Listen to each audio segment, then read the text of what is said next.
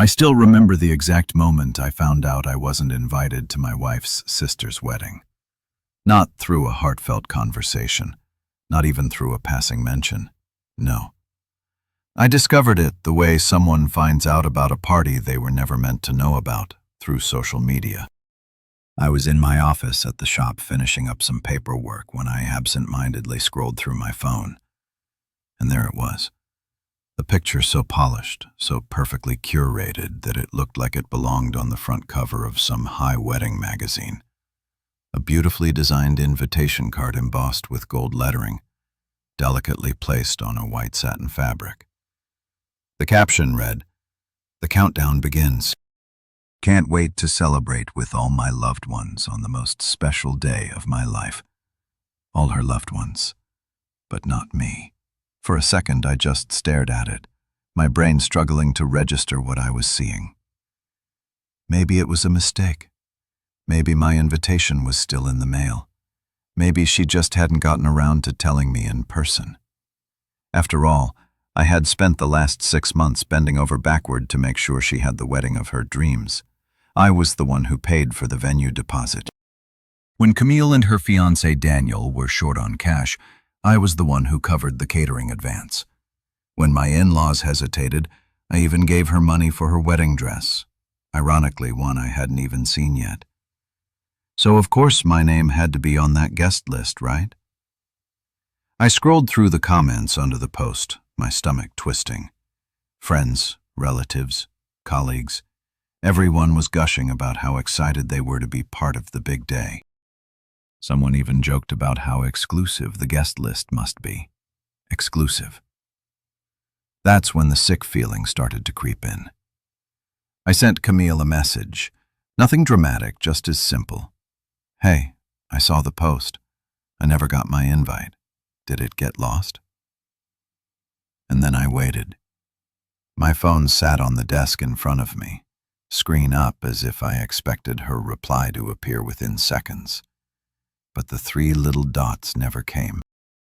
An hour passed, then 2. By the time the sun had set, I had convinced myself I was overreacting. Maybe she was busy. Maybe she just forgot to reply. And then, at PM, my phone buzzed. "Camille. Hey, I was going to talk to you about this. I hope you understand, but we had to make some tough choices with the guest list. It's a very curated event. You know, we had to keep it elegant. No offense, but you don't really fit the vibe. I know you'll be happy for me from afar, though. Love you." I read the message 3 times before it really sank in. I wasn't just forgotten. I was intentionally left out. And I knew exactly why. I wasn't like Camille's friends. The ones with their polished nails, expensive suits, and artificial laughs that filled high-end cocktail parties. I didn't work in an office with a shiny title or talk about investments over brunch. I owned an auto repair shop, a successful one at that, the kind that made very good money, especially since I specialized in luxury vehicles. But that didn't matter to my wife's family. To them, I wasn't a businessman. I was just a grease-stained mechanic, a guy who always smelled like gasoline, a man whose hands were permanently rough from years of hard work. Camille had always looked down on me for that. She thought real Seuss me, sitting in an air-conditioned office wearing a suit, running a respectable business, not running a garage, no matter how profitable it was. She never said it outright, but I saw it in her eyes every time I showed up to family dinners straight from the shop. The slight wrinkle of her nose when I walked in, the way she introduced me to her friends with a quick, dismissive, "Oh, my brother-in-law," just runs some car shop like I was some embarrassment. And now, after everything I had done for her, she had curated me out of her perfect little wedding. I had financed the wedding, and somehow I wasn't good enough to attend it. I should have seen it coming. It wasn't the first time my in-laws had made me feel like an outsider. The signs had been there for years. Small jabs at family gatherings, dismissive comments about my business, the way my wife's parents beamed with pride when Camille got promoted at her marketing firm, but barely acknowledged when I expanded my shop. But no matter how they treated me, I never said no when they needed me. When Camille wanted a lavish wedding but couldn't afford it, I was the one who stepped in. I covered the venue deposit, the catering advance, and even part of her dress, and I never asked for anything in return. I did it because that's what family was supposed to do. You know how expensive weddings are. Camille had whined one night over dinner at my in-laws' house, swirling her wine glass dramatically. "If you want something nice, you have to pay for it," I had replied, half joking. "Easy for you to say," she had huffed. "You don't have student loans. You don't have to keep up a professional appearance. You wear the same boots every day." That was Camille. In a nutshell, she equated success with appearances. She never cared that. I built my business from the ground up, that I worked 60-hour weeks to make sure my employees had stable jobs, that I earned every damn dollar I had to her. I was just the guy with oil-stained hands and working-class problems. But I still helped. I still wired the money without hesitation. When she and her fiancé came up short, I told myself it was for family, that I wasn't doing it for recognition. Yet here I was, not even worthy of an invitation. The night I read her message, I didn't sleep. I kept going over every moment of the past few months, trying to pinpoint when exactly she decided I wasn't good enough to be seen at her wedding. Was it when I showed up to a family gathering straight from the shop, still in my uniform?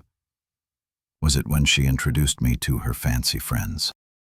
As my sister's husband, he works with cars. Or had she always thought of me this way at M? I sat in the dim light of my kitchen, staring at my phone, and then, as if the universe wanted to mock me one last time, another message came in. "Camille. Hey, hope you can still help with the final payment for the cake. It's due Friday. XO." I stared at the screen, and then I laughed. I laughed so hard I had to put my coffee down. She really thought I was still going to pay. She thought I would swallow my pride, just like I always did. She had no idea by the time the sun rose. I had already made my decision, and for the first time in years, I wasn't just going to take it. I was done. I wish I could say Camille's wedding snub was the first time I'd felt like an outsider in my wife's family. But that would be a lie. This wasn't some shocking betrayal that came out of nowhere. It was just the final blow in a long list of slights, dismissals, and quiet humiliations. The signs had always been there. I just chose to ignore them. At first I thought it was just in my head, that I was reading too much into the way my in-laws talked about me. How their polite smiles always felt a little strained. How conversations seemed to shift whenever I walked into the room. But the truth was simpler. They never respected me. Not because I was a bad husband, not because I treated my wife poorly or made her life difficult. No, it was something much shallower than that. They didn't respect me because of what I did for a living. I wasn't one of them. Patricia, my mother-in-law, never said it outright, but her face always did. She was the kind of woman who cared deeply about appearances, the kind who measured success by titles, prestige, and the circles you moved in. In her eyes, I was an anomaly, a mechanic, a blue-collar guy, and a family full of white-collar professionals, and that, in their world, was a problem. The not-so-hints. The first time I felt it was at one of their dinner parties a few months after my wife and I got married. Patricia had invited some family friends over, successful, polished people in expensive clothes who sipped wine and talked about hedge funds and investment portfolios like it was small talk. I wasn't exactly comfortable in those settings, but I did my best. At some point, one of the guests, some corporate guy with an overall haircut, asked me what I did for a living. "I own an auto repair shop." I said I wasn't embarrassed by it. Why would I be? I had built my business from nothing. I employed a team of skilled mechanics. I worked on luxury vehicles that most of the people in that room couldn't even afford to repair, let alone own. But instead of a nod or a polite, "That's great," the guy just blinked at me. Then he laughed. "That's different," he said, glancing at Camille. "I guess every family needs a hand. Hands-on guy, huh?" The conversation moved on without me, like I had never spoken at all. I saw the way Camille stiffened in her seat, pretending not to notice the way Patricia took a slow sip of her wine and didn't jump in to defend me. I had shrugged it off at the time, told myself it wasn't a big deal. But that was just the first of many moments like that. Every time we visited my in-laws, it was the same story. The first thing Patricia would do when I walked in was glance down at my hands, the hands of a man who worked for a living. She never said anything, never asked if I washed up before coming. But the way she wrinkled her nose, the way she subtly adjusted her silverware like she was afraid I'd leave grease stains on the tablecloth, it was all the answer I needed. Richard, my father-in-law, was different. He wasn't openly condescending, he was just absent. He didn't look down on me, but he also never stood up for me. He let Patricia and Camille do the talking, while he just nodded along, avoiding conflict like it was an Olympic sport. But the worst part, the part that actually got to me, was how Camille introduced me to people. "This is Marcus."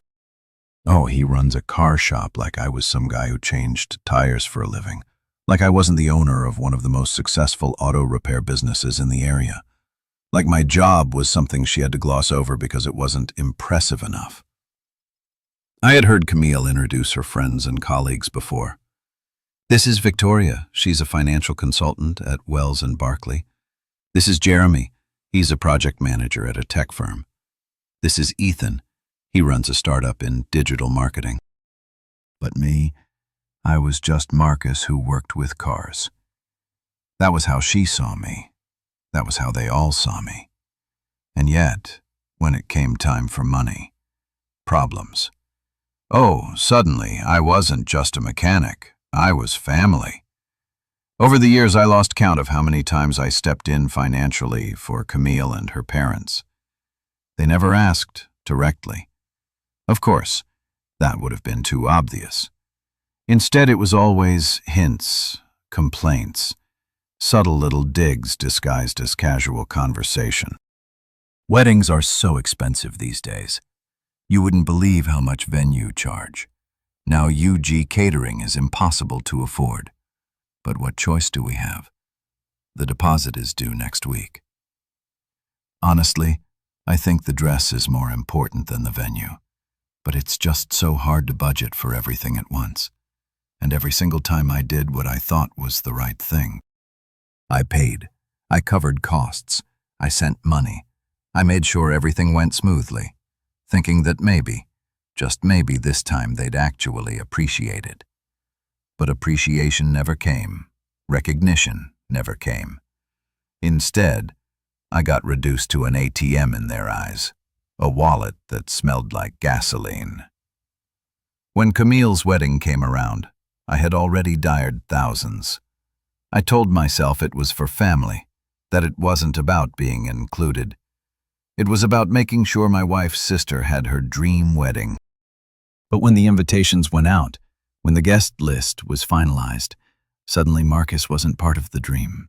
The night I got Camille's message telling me I didn't fit the vibe, I thought back to every moment. I had ignored every dinner where I sat in silence while they bragged about Camille's promotions but barely acknowledged when I expanded my business. Every introduction where I was just the guy who worked with cars.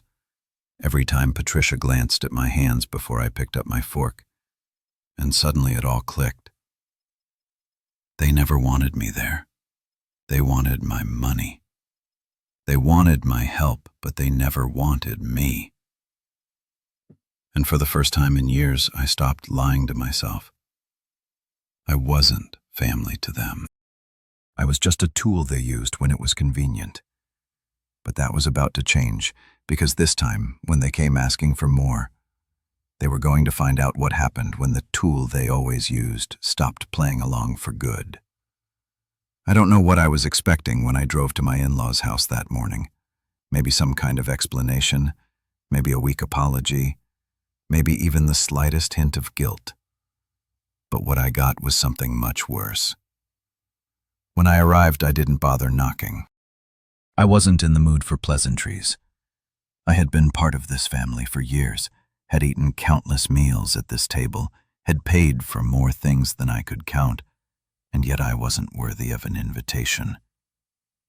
I was about to walk in when I heard voices coming from the kitchen, and I stopped. It was Patricia and Camille. I hadn't meant to eavesdrop, but the second I heard my name, I couldn't move. "Well, you know how he is," Patricia said, her tone dripping with quiet disappointment. "I just don't want him embarrassing me," Camille replied. I felt something in my chest tighten. "Embarrassing? It's going to be a sophisticated event," she continued. "I can't have him showing up looking like he just crawled out from under a car." I clenched my jaw so hard my teeth ached. "He's family," Richard mumbled, though his voice lacked conviction. Camille scoffed. "Exactly, and he should understand that this isn't about him.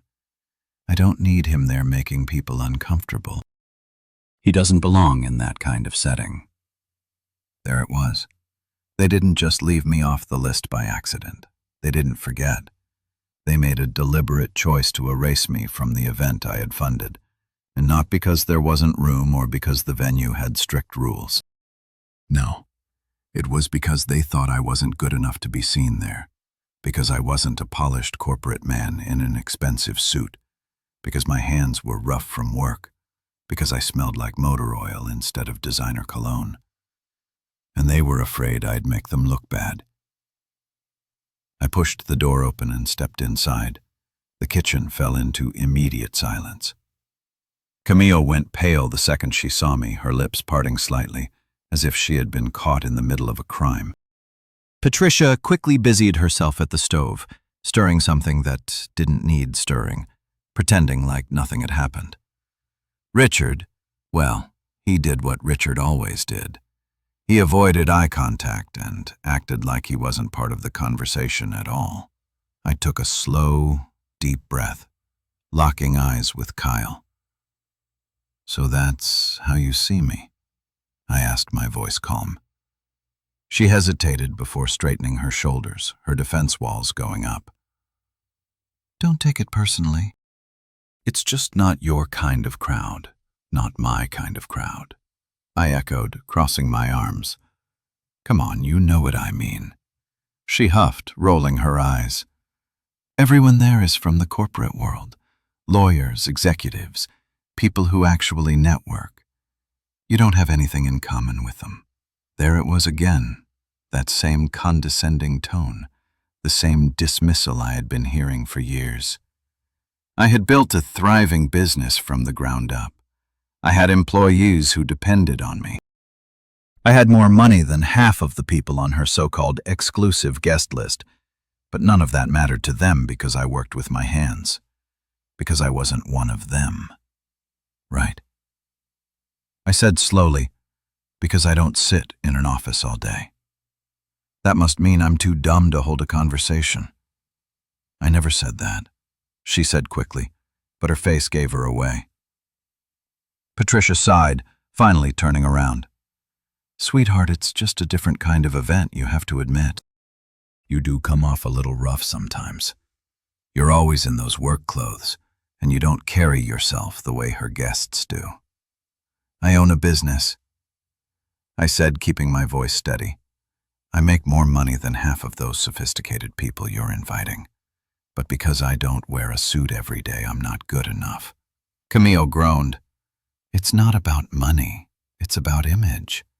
Look, you helped a lot with the wedding, and I appreciate it. But this is my day. I need everything to be perfect."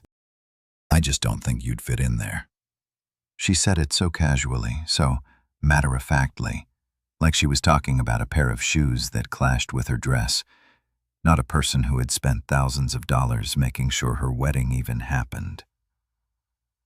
I exhaled slowly and nodded. Got it. Patricia's expression softened. Oh, don't be like that, sweetheart. We'll have a nice family dinner after the honeymoon, just us. That'll be more your style. I smiled, but it wasn't out of kindness. You're right, I said, grabbing my keys. That would be more my style, because in my world, when someone helps you, you don't turn around and treat them like garbage. And with that, I walked out before they could say another word. By the time I got back to my shop, my phone buzzed with a text. It was from Camille. Hey, hope you can still help with the final payment for the cake. It's due Friday. EXO. I laughed. I laughed so hard I had to sit down.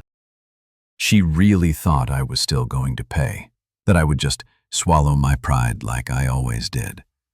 She had no idea. For years I had let them treat me like an outsider. For years I had paid my way into a family that never truly accepted me. For years I had been their safety net. But that ended today. They wanted a wedding without me? Fine. That meant they didn't need my money either. I typed out a message, my fingers steady as I hit send. Sorry, I wouldn't want to embarrass you by being associated with your wedding. I'm sure you'll figure it out without me. Good luck. No emojis, no fake kindness, just a clear final answer. Not even 5 minutes passed before my phone rang Camille. I let it go to voicemail, then Patricia, then Richard. By the time I closed up shop that night, I had 12 missed calls, and for the first time in years, I ignored every single one of them. Because I finally understood something: they had never cared about me, just what they could get from me. And if I wasn't welcome in their perfect little world, then neither was my money. By the time I got home that evening, I was done. Not just done with Camille, not just done with Patricia and Richard. I was done being the guy who always stepped up, always helped, always put family first, only to be treated like an afterthought. I sat on my couch, my phone buzzing non-stop beside me. 12 missed calls, first from Camille, then from Patricia, then from Richard. Even my wife had texted, though she hadn't picked a side yet, at least not openly. Camille's last text summed it all up. You're seriously overreacting. I didn't mean to hurt your feelings, but you already agreed to help. It's really selfish to back out now. Selfish. I had spent thousands of dollars to help make her wedding happen. I had paid for the venue deposit. I had covered the catering advance. I had even helped with her wedding dress, a dress I hadn't even been allowed to see. And yet, now that I wasn't willing to throw more money at a wedding I wasn't invited to, I was the selfish one. I put my phone down before I could send something I'd regret. I needed space. I needed to breathe. But before I could even get up to make myself dinner, there was a knock at the door. I knew who it was before I even opened it. I pulled the door open to find my wife Lena standing there, arms crossed. Her expression wasn't angry, not yet, but there was tension in the way she held herself, like she was bracing for a fight. You didn't answer my calls, she said. I leaned against the doorframe. Didn't feel like talking. She sighed. Can I come in? I stepped aside, letting her in. She walked straight to the living room, pausing beside the couch. Looking down at my phone, the screen lit up again. Another call from Camille.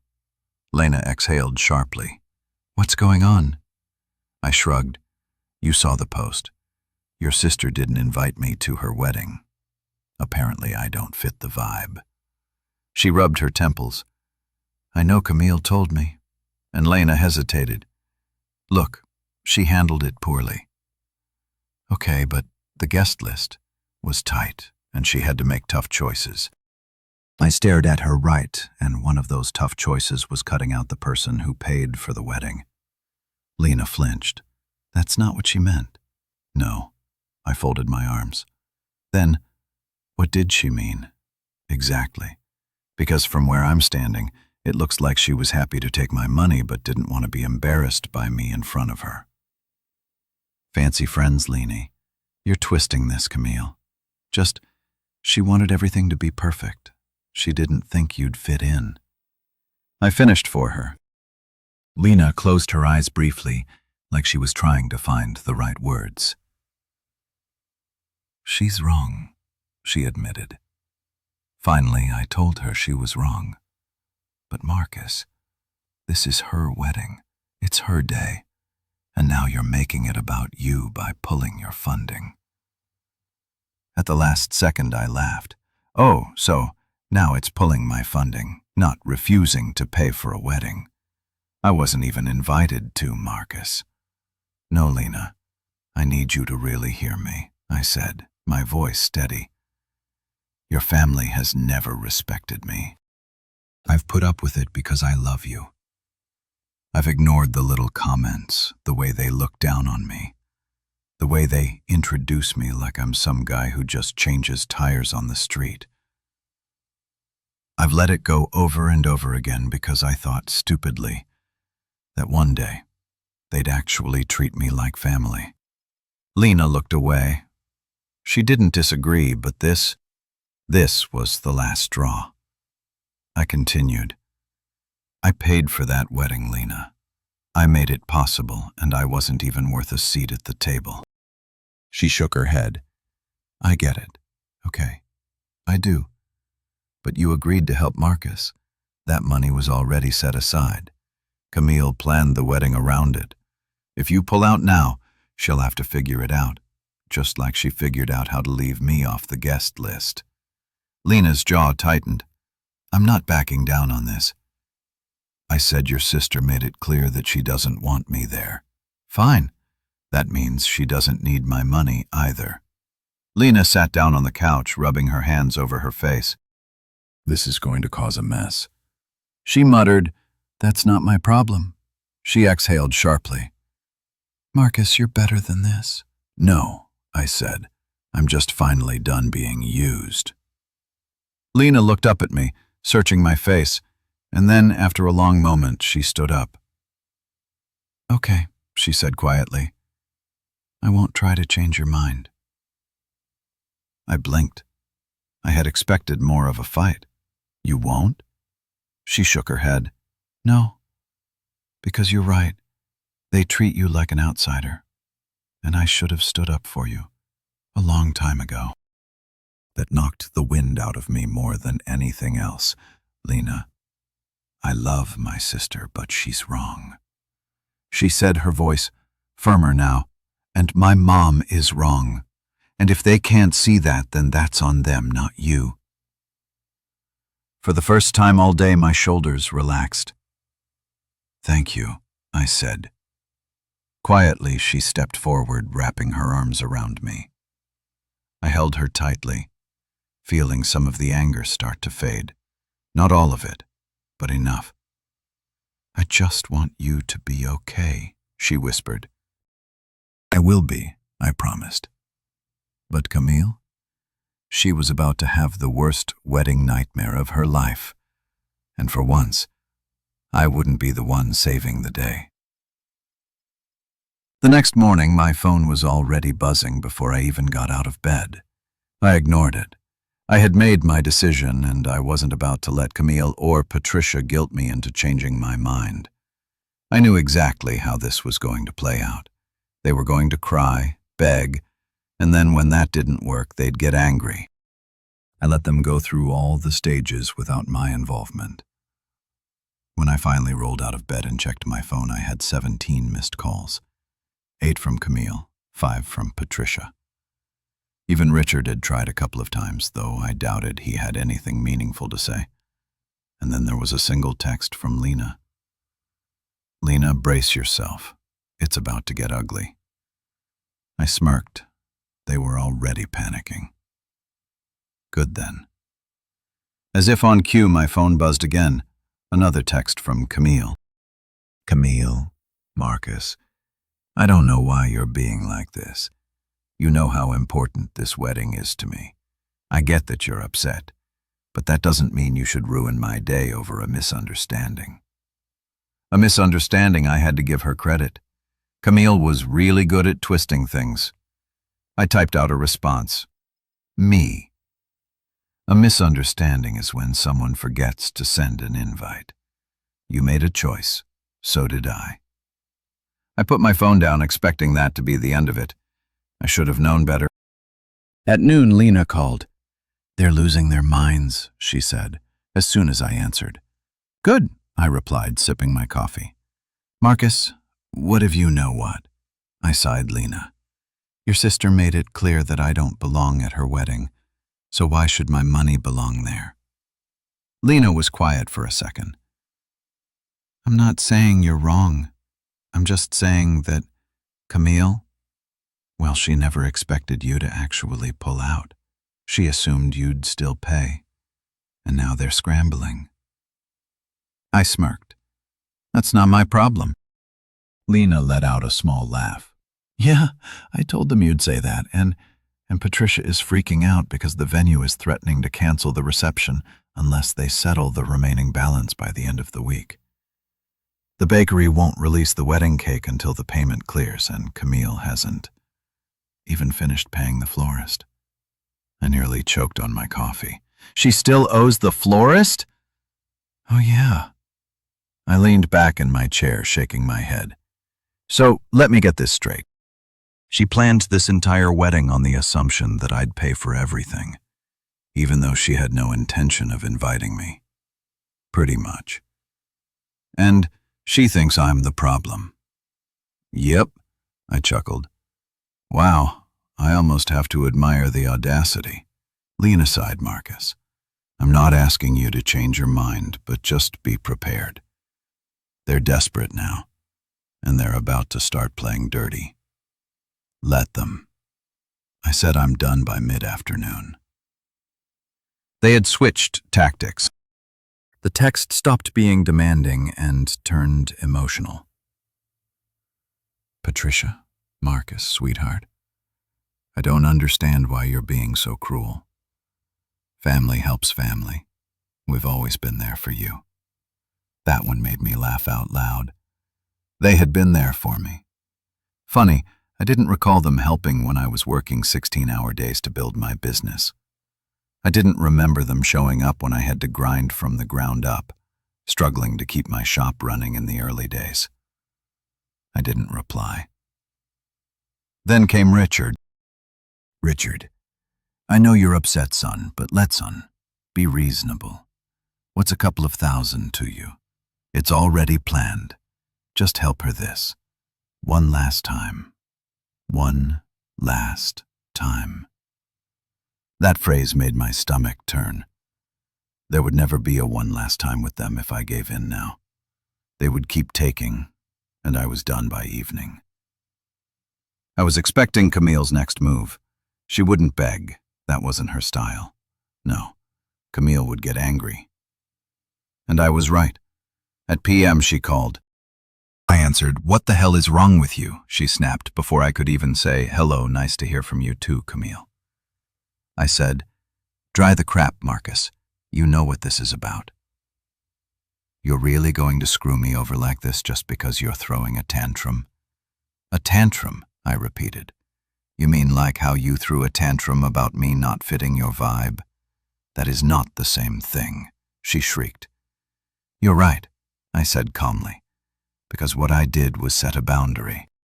You made it clear I wasn't part of your wedding, so I made it clear my money wasn't either. You're unbelievable, she hissed. You agreed to help and I changed my mind. Silence. Then she muttered, "Do you even care that you're ruining my wedding?" I smirked. No, Camille. I said I care that you thought you could use me and get away with it. And then I hung up. For the first time in years, I felt light. No stress, no guilt, no obligations. I had always assumed that cutting ties even partially with my in-laws would be messy, that it would feel like a weight on my chest. But instead, it felt like freedom. Camille thought she could have the perfect wedding while treating me like a walking ATM. Now she was about to learn a valuable lesson. And the best part? I didn't have to lift a finger. The wedding was already falling apart, and I couldn't wait to watch it burn.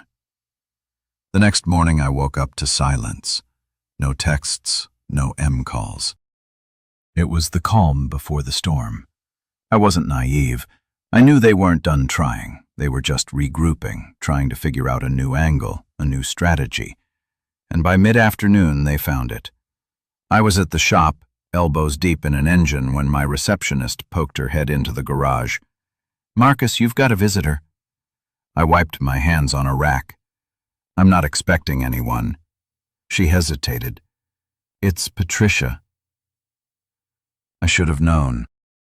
I let out a slow breath, sent her to the office by the time I stepped inside. Patricia was already seated across from my desk, her purse neatly folded in her lap, her nails tapping against the leather. She wasn't angry, not yet. She was composed, which was more dangerous because Patricia didn't yell. She guilt Marcus. She greeted, offering a tight-lipped smile. "Patricia," I said, sitting down. She exhaled. "I don't want to argue with you. That's good, because I'm not changing my mind." She flinched just barely. "Marcus, I know you're upset, and I understand why Camille handled things poorly. I'll admit that.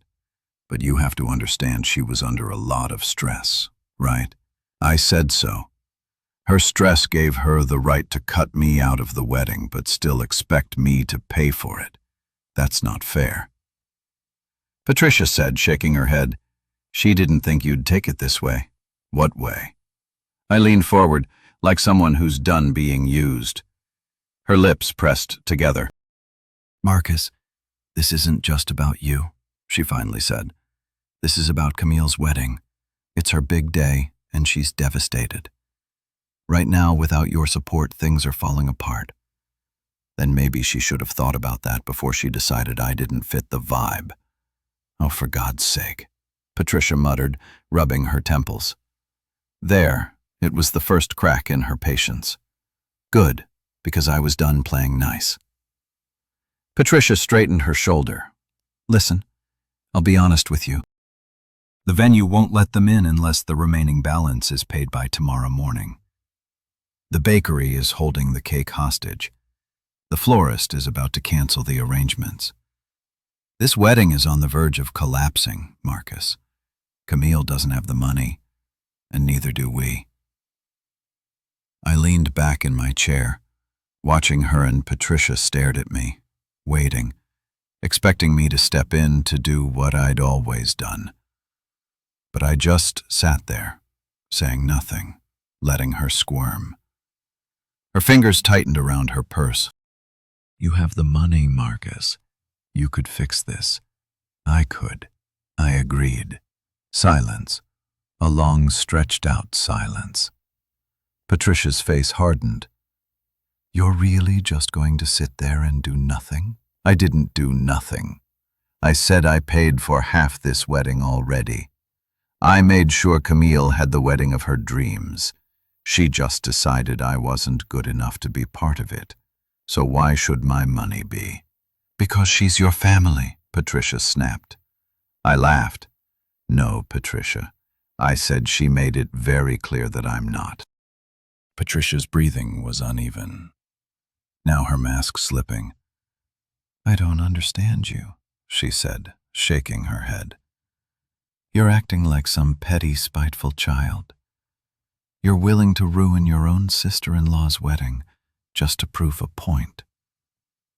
"I'm not ruining anything," I said calmly.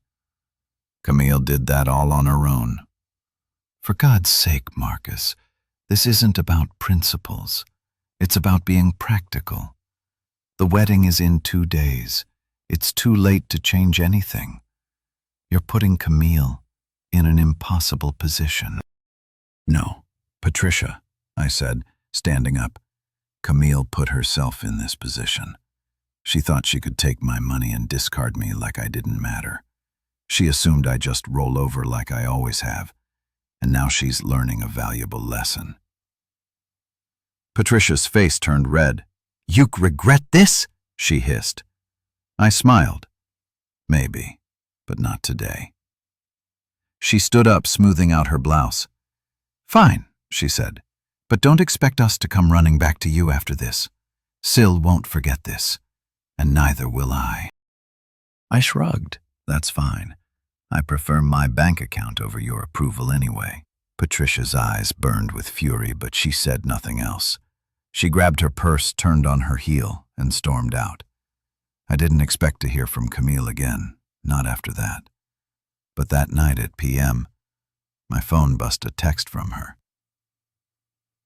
"Camille, if I invite you now, will you still help?" I stared at it for a long moment. Then I typed out my response. "Me. Enjoy your wedding, Camille. You'll have to figure it out without me." I blocked her number before she could reply, and for the first time in years I went asleep with a smile on my face. Because this time I had one. The morning of Camille's wedding, I woke up to the sound of silence. No calls, no texts, just peace. For the first time in years, I wasn't stressed about fixing someone else's problem. I didn't have to chase. After last-minute payments, I wasn't expected to step in at the 11th hour to save the day. I had removed myself from the equation, and apparently they were feeling it because at my phone buzzed a text from Lena's cousin, Sarah. "Sarah, bro, you're not going to believe this. The venue just kicked them out." I sat up, rereading the message. I didn't need to ask why. I already knew Camille had assumed, banked on the fact that someone, anyone, would step in at the last second. She had spent months planning an extravagant, over-the-top wedding on the assumption that her blue-collar brother-in-law would just keep throwing money at the problem. But when that didn't happen, when she showed up that morning expecting the venue to smile and let everything slide, she learned the hard way that bills don't pay themselves. I chuckled to myself as I got out of bed. Camille had spent all this time trying to curate the perfect wedding, making sure everything was just right, that the right people were in attendance, that the wrong ones, like me, were cut out. And now her perfect wedding was unraveling before her very eyes. I didn't feel guilty, not even a little bit. I had warned them. I had given them every opportunity to make this right. Instead, they had assumed I'd cave, but I didn't, and now they were paying the price by p.m. My phone lit up again. This time it was Lena. I answered, trying not to sound too amused. "How bad is it?" I asked Marcus. She sighed. "It's a complete disaster." I smirked. "Oh, don't be like that." "Like what?" "Like you're enjoying this." I didn't say anything because, honestly, I was Lena. I said, "I told them this would happen. I told them months ago that they were biting off more than they could chew. But Camille wanted a luxury wedding on a budget and thought she could just write my name on the check without inviting me." "I know. And now she's learning a lesson." Lena sighed again, Marcus. "It's bad." "How bad?" The venue literally locked the doors while guests were arriving. The wedding planner was running around in a panic. The cake never got delivered. The florist cannelled the arrangements. Camille was standing outside in her dress, screaming at the event manager. I raised an eyebrow, screaming full meltdown. Lena confirmed. I shook my head. Camille always did have a flair for the dramatic. Where's the wedding now? I asked Richard's backyard. They had to move everything last minute. No decorations, no expensive catering. Just some folding chairs and a few trays of store-bought food. I nearly laughed. Camille had spent months boasting about how exclusive, elegant, and curated her wedding would be. Now she was standing in plastic heels on uneven grass, watching her dream day crumble into mediocrity. The irony was almost poetic. At PM, my phone rang. Camille. I picked up. This time what I answered, voice flat. There was a moment of silence on the other end. Then she spoke. "Are you happy now?" she demanded, her voice shaking. I leaned back in my chair, amused about what? "You know exactly what," she snapped. "The wedding is ruined." "Oh," I said casually. "Didn't have enough money." She let out a sharp breath, barely holding back her frustration. "You knew we didn't have enough," she hissed. "You were supposed to help." I chuckled. "No, Camille. I said you assumed I would silence, the kind that burns." Then finally her voice wavered. "I don't understand," she whispered. "Why couldn't you just help?" And there it was, the part that really got her. She had never imagined a world where I didn't step in after everything we've been through. She continued, "After everything I've done." That made me laugh. "Everything you've done?" I repeated, like what Camille liked taking my money, like using me when it was convenient, like treating me like an ATM while making it clear I wasn't good enough to be part of your life. "I didn't mean it like that," she protested. "You never do," I said coldly. "That's the problem." Silence again. Then her voice softened. "So, this is it," she murmured. "You're really just walking away?" I let out a slow breath. "I already did. I said you just didn't notice until now." And then I hung up. The wedding went on, just not the way Camille had planned. No extravagant decorations, no high-end catering, no five-star venue. Just a bare-bones backyard wedding thrown together at the last second. And from what I heard, Silly spent the entire night trying not to cry. She didn't enjoy a second of it. She was too humiliated, too focused on what wasn't there, the luxury, the status, the validation from people she so desperately wanted to impress. I didn't reach out. I didn't apologize. I didn't check in. I let her sit in the mess she created. Because for the first time in years, I wasn't the one cleaning it up, and I never would be again. For weeks after the wedding, I waited for the fallout to settle. The first few days were a mess, a constant barrage of texts, missed calls, and guilt-tripping from my in-laws. They tried everything. First, they played the victim, acting like I had committed some unforgivable betrayal. Then, when that didn't work, they switched to anger when I ignored those. They went silent, and that was when I knew they finally understood. I wasn't coming back from this. I wasn't their ATM anymore.